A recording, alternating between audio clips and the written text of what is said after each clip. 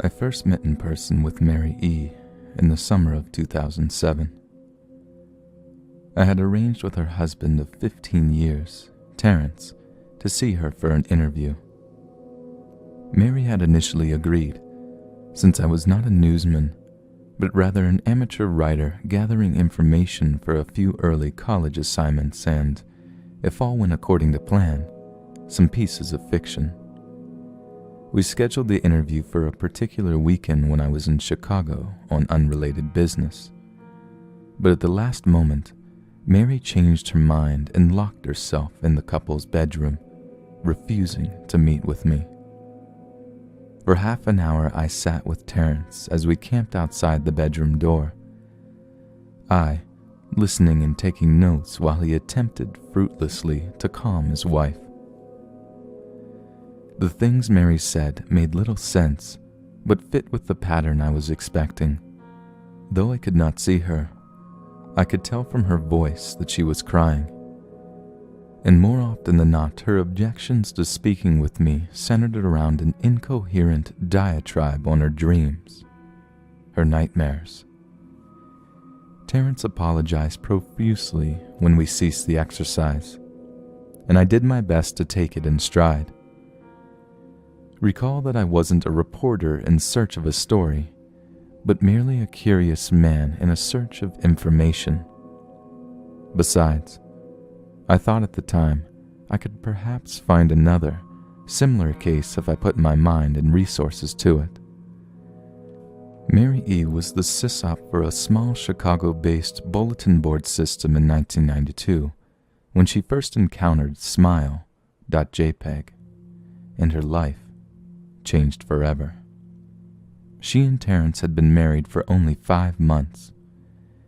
Mary was one of an estimated 400 people who saw the image when it was posted as a hyperlink on the BBS, though she is the only one who has spoken openly about the experience. The rest have remained anonymous, or are perhaps dead. In 2005, when I was only in 10th grade, Smile.jpg was first brought to my attention by my burgeoning interest in web-based phenomena. Mary was the most often cited victim of what is sometimes referred to as Smile.dog. The being Smile.jpg is reputed to display. What caught my interest, other than the obvious macabre elements of the cyber legend and my proclivity towards such things, was the sheer lack of information, usually to the point that people don't believe it even exists other than as a rumor or hoax.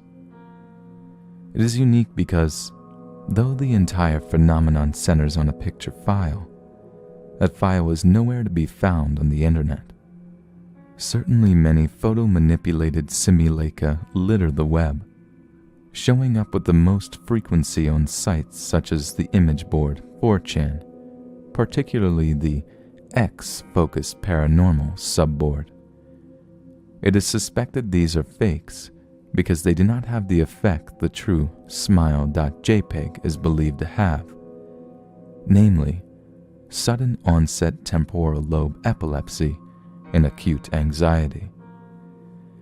This purported reaction in the viewer is one of the reasons the phantom-like Smile.jpg is regarded with such disdain, since it is patently absurd, though depending on whom you ask, the reluctance to acknowledge Smile.jpg's existence might be just as much out of fear as it is out of disbelief. Neither Smile.jpg nor Smile.dog is mentioned anywhere on Wikipedia, though the website features articles on such other, perhaps more scandalous shock sites such as Hello.jpg or 2 Girls 1 Cup. Any attempt to create a page pertaining to Smile.jpg is summarily deleted by any of the encyclopedia's many admins. Encounters with Smile.jpg are the stuff of internet legend. Mary E.'s story is not unique. There are unverified rumors of Smile.jpg showing up in the early days of Usenet, and even one persistent tale that in 2002, a hacker flooded the forums of humor and satire website Something Awful with a deluge of smile.dog pictures, rendering almost half the forum's users at the time epileptic. It is also said that in the mid to late 90s, that smile.jpg circulated on Usenet, and as an attachment of a chain email with the subject line, "Smile, God loves you." Yet despite the huge exposure these stunts would generate, there are very few people who admit to having experienced any of them, and no trace of the file or link has ever been discovered. Those who claim to have seen smile.jpg often weakly joke that they were far too busy to save a copy of the picture to their hard drive.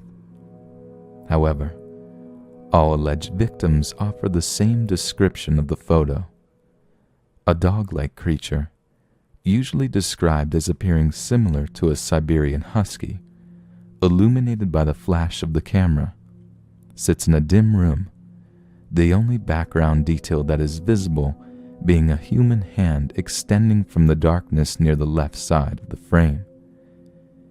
The hand is empty, but is usually described as beckoning. Of course, most attention is given to the dog, or dog creature, as some victims are more certain than others about what they claim to have seen. The muzzle of the beast is reputedly split in a wide grin, revealing 2 rows of very white, very straight, very sharp, very human-looking teeth. This is, of course, not a description given immediately after viewing the picture, but rather a recollection of the victims, who claim to have seen the picture endlessly repeated in their mind's eye during the time they are, in reality, having epileptic fits. These fits are reported to continue indeterminably, often while the victims sleep, resulting in very vivid and disturbing nightmares. These may be treated with medication, though in some cases it is more effective than others. Mary E., I assumed, was not on effective medication. That was why after my visit to her apartment in 2007, I sent out feelers to several folklore and urban legend-oriented news groups, websites, and mailing lists, hoping to find the name of a supposed victim of smile.jpg who felt more interested in talking about his experiences. For a time, nothing happened, and at length I forgot completely about my pursuits, since I had begun my freshman year of college and was quite busy. Mary contacted me via email, however, near the beginning of March 2008. Dear Mr. L., I am incredibly sorry about my behavior last summer when you came to interview me. I hope you understand that it was no fault of yours, but rather my own problems that led me to act out as I did. I realized that I could have handled the situation more decorously. However, I hope you will forgive me. At the time, I was afraid. You see, for 15 years I have been haunted by smile.jpg. Smile.dog comes to me in my sleep every night. I know that sounds silly, but it's true. There is an ineffable quality about my dreams, my nightmares, that makes them completely unlike any real dreams I have ever had. I do not move and do not speak. I simply look ahead, and the only thing ahead of me is the scene from that horrible picture. I see the beckoning hand, and I see smile.dog. It talks to me. It is not a dog, of course, though I am not quite sure what it really is. It tells me it will leave me alone if only I do as it asks. All I must do, it says, is spread the word. That is how it phrases its demands, and I know exactly what it means. It wants me to show it to someone else. And I could. The week after my incident, I received in the mail a manila envelope with no return address. Inside was only a 3.5-inch floppy diskette. Without having to check, I knew precisely what was on it. I thought for a long time about my options. I could show it to a stranger, a co-worker. I could even show it to Terrence, as much as the idea disgusted me. And what would happen then? Well, if Smile.Dog kept its word, I could sleep. Yet if it lied, what would I do? And who was to say something worse would not come for me if I did as the creature asked? So I did nothing for 15 years, though I kept the diskette hidden amongst my things. Every night for 15 years, Smile.Dog has come to me in my sleep and demanded that I spread the word. For 15 years I have stood strong, though there have been hard times. Many of my fellow victims on the BBS board where I first encountered Smile.jpg stopped posting. I heard some of them committed suicide. Others remained completely silent, simply disappearing off the face of the web. They are the ones I worry about the most. I sincerely hope you will forgive me, Mr. L. But last summer when you contacted me and my husband about an interview, I was near the breaking point. I decided I was going to give you the floppy diskette. I did not care if Smile.Dog was lying or not.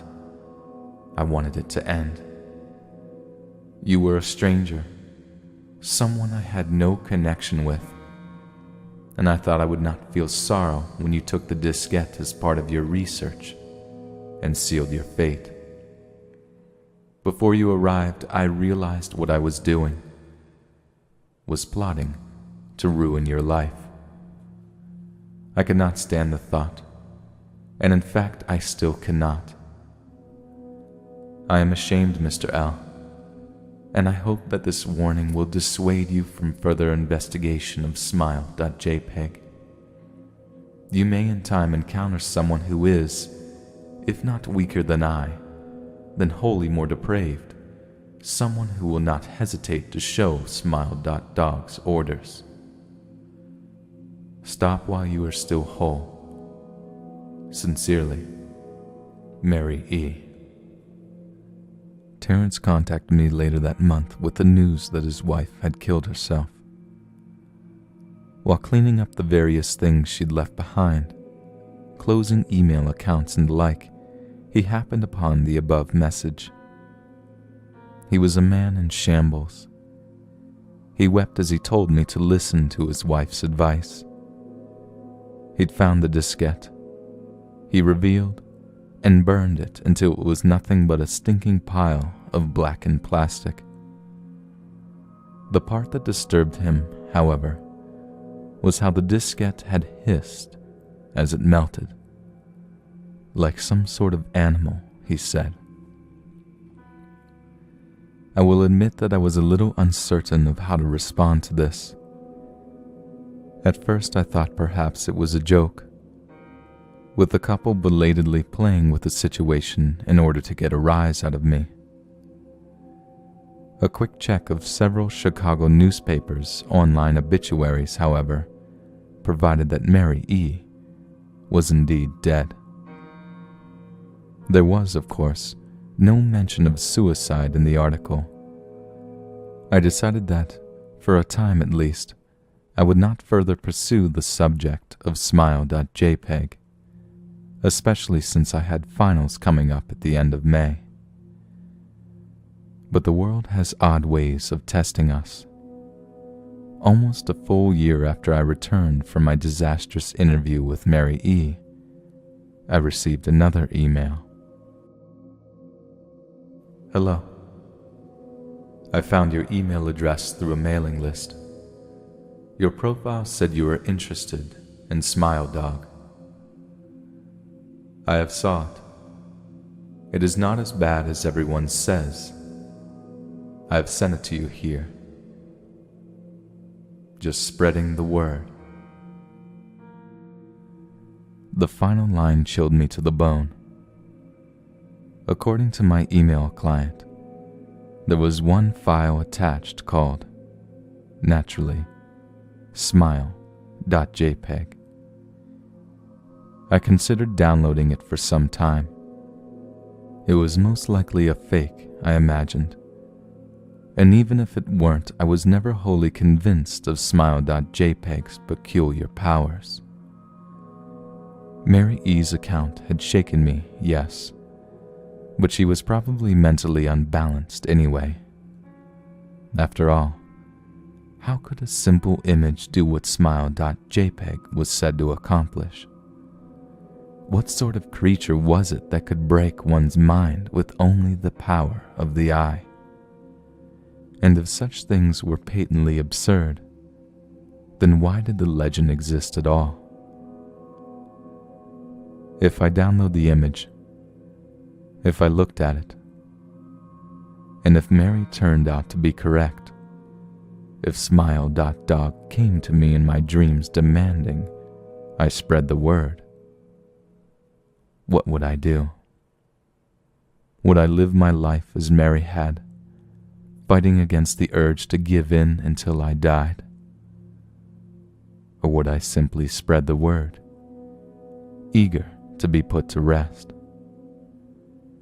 And if I chose the latter route, how could I do it?